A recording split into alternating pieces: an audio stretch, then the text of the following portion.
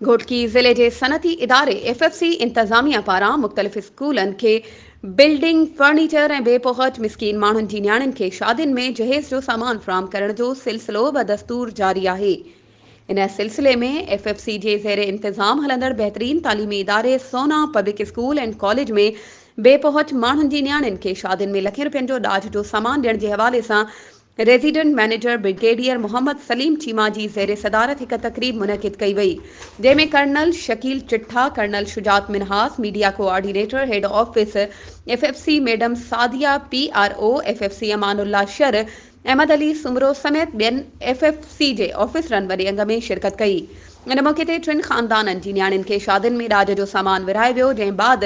resident manager brigadier Mohammad Saleem Cheema पारां special ॿारनि जी सहूलियतुनि लाइ स्पेशल ब्लाइंड स्कूल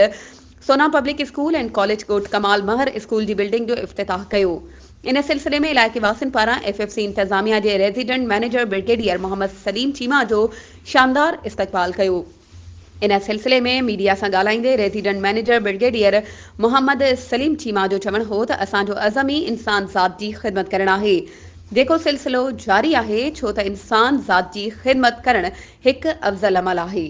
वधीक ख़बरुनि ऐं अपडेट्स जे लाइ असांजे चैनल खे सब्सक्राइब कयो ऐं हा, बेल आइकन खे प्रेस करणु न विसारिजो त जीअं असांजी हर नई अचण वारी वीडियो तव्हां ताईं पहुची